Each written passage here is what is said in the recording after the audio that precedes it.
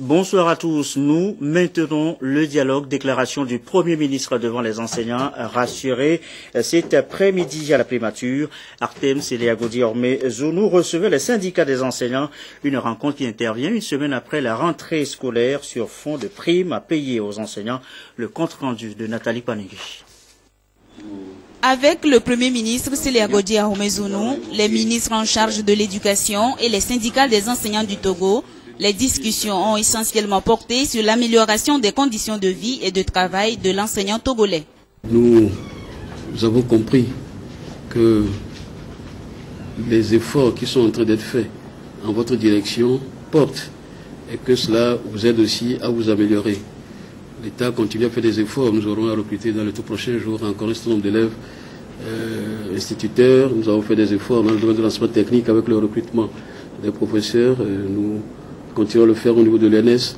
Mais tous ces efforts mis à bout demandent beaucoup d'efforts aussi et de sacrifices au gouvernement. C'est pour cette raison que nous souhaitons avoir avec le corps enseignant un dialogue sincère, permanent, franc, qui ne passe pas par des réclamations intempestives, mais des réclamations discutées, appréciées ensemble, avec des possibilités de mise en œuvre des décisions qui soient comprises par tous. Donc je souhaite, en faisant cette introduction, que nous comprenions ensemble les enjeux. Franchement, et sincèrement, nous avons besoin que dans le corps enseignant, nous ayons la paix, nous ayons la capacité de discussion, la capacité d'élévation dans nos rapports entre le gouvernement et les responsables que vous êtes. Cela suppose que nous maintenions le dialogue. Les ministres ont reçu des instructions de maintenir ce dialogue de la manière permanente, mais nous vous demandons aussi de ne pas toujours penser que vous ne pourrez pas obtenir plus si vous ne faites pas grève. Je ne le crois pas du tout. Vous pourrez toujours obtenir dès lors que nous nous comprenons, dès lors que vous appréciez nos efforts, que nous-mêmes nous comprenions aussi ce qu'il y a à faire. Et donc je souhaite que pour cette année scolaire, il y ait un apaisement total et complet au sein de nos écoles. Et vous en êtes capable, vous le pouvez. Et nous ferons les efforts en tant que gouvernement pour améliorer vos conditions. Chaque jour que nous pouvons le faire, nous continuons à le faire. Mais je souhaite vraiment que ce soit le fil qui nous relie, c'est-à-dire la nécessité pour nous de créer les conditions d'un apaisement permanent dans nos établissements scolaires, dans les relations entre les enseignants et l'administration.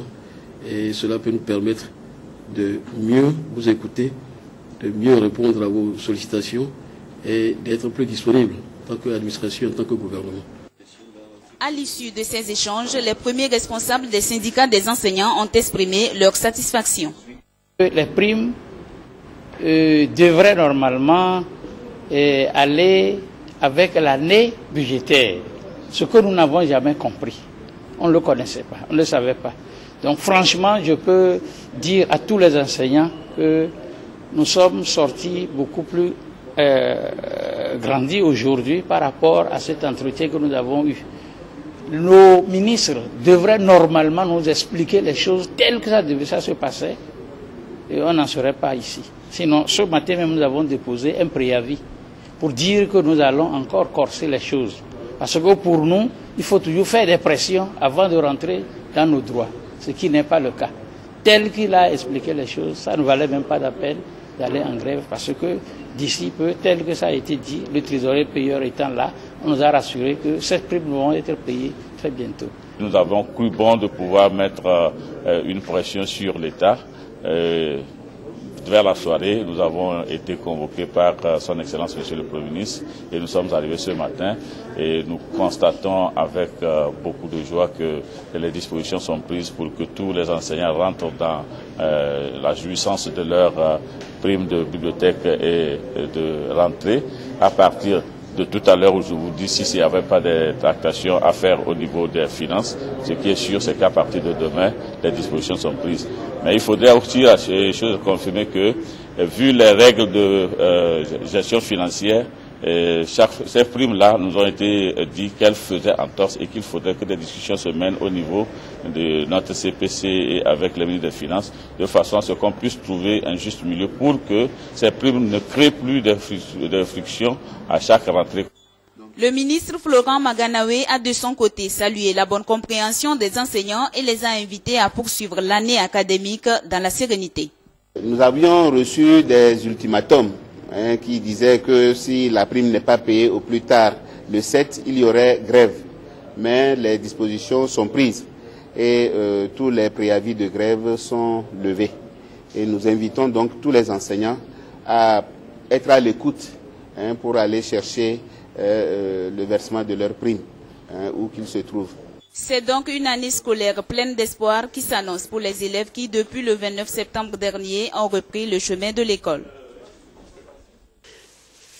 Et voici justement à propos de cette rencontre, et suite justement à cette rencontre, ce communiqué conjoint gouvernement et fédération des syndicats de l'enseignement. Il est porté à la connaissance de tous les enseignants du secteur public que le paiement des primes de rentrée de bibliothèque va démarrer incessamment sur toute l'étendue du territoire national. À cet effet, toutes les fédérations de syndicats d'enseignement invitent tous leurs membres à se rendre sur les différents lieux de paiement de leurs localités respectives. Elle les invite à observer l'ordre et la discipline sur ces lieux afin que les paiements se déroulent dans les meilleures conditions. Toutefois, elle demande à tous ceux qui rencontreraient une éventuelle difficulté à se référer à leurs premiers responsables syndicaux pour les directives à recevoir. Le gouvernement se réjouit de l'effectivité de la rentrée scolaire 2014-2015 et appelle tous les enseignants à faire preuve de courage, de patience et de confiance mutuelle pour la conduite des activités pédagogiques dans la sérénité et pour de meilleurs résultats scolaires en fin d'année. C'était là donc un communiqué conjoint gouvernement et fédération des syndicats de l'enseignement suite donc à cette rencontre entre ces syndicats et le Premier ministre cet après-midi. Plus tôt dans la matinée, le chef du gouvernement était à l'école nationale des auxiliaires médicaux de Lomé. Dans sa suite, vous allez le voir, du matériel pédagogique, ça va des documents aux mannequins, la théorie allant de pair avec la pratique en médecine. Edem Sousoupo. Renforcement du système sanitaire au Togo. Le Togo dispose de plus en plus de moyens pour faire face aux besoins de santé de sa population.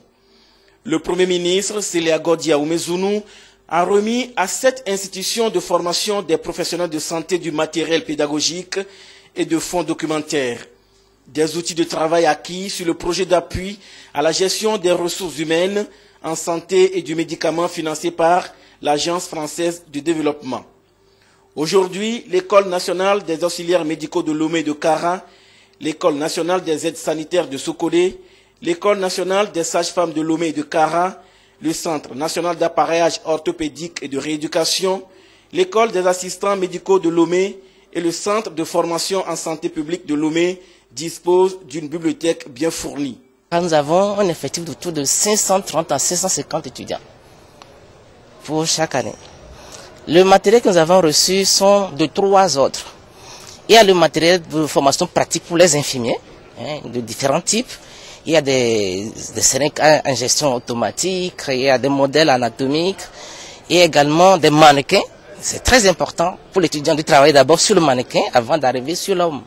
Donc ce sont des matériels de grande utilité. Le deuxième type de matériel, c'est pour les orthophonistes.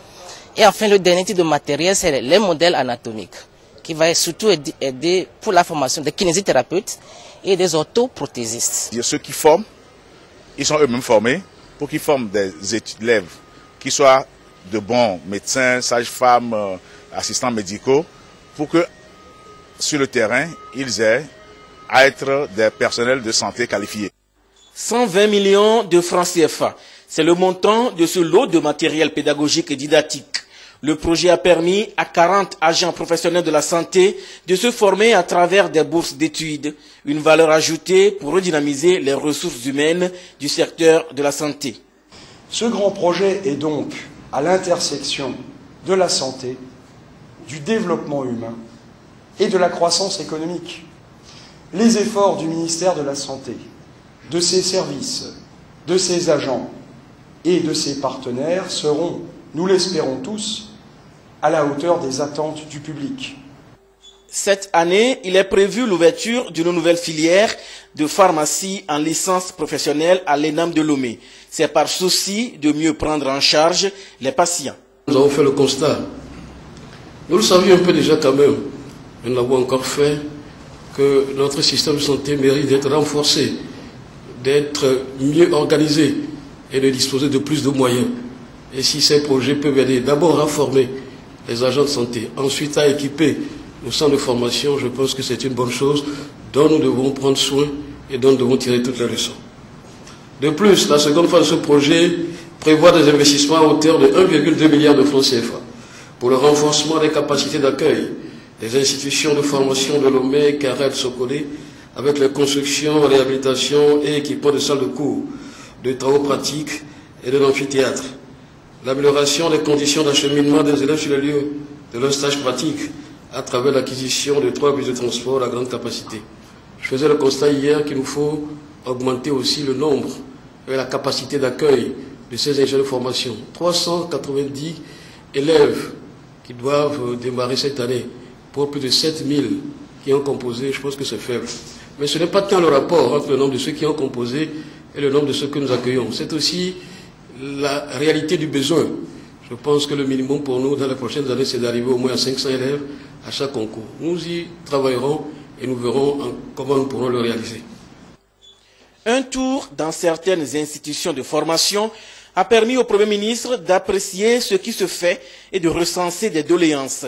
L'École nationale des sages-femmes de Lomé a dans la foulée reçu un mannequin de travail.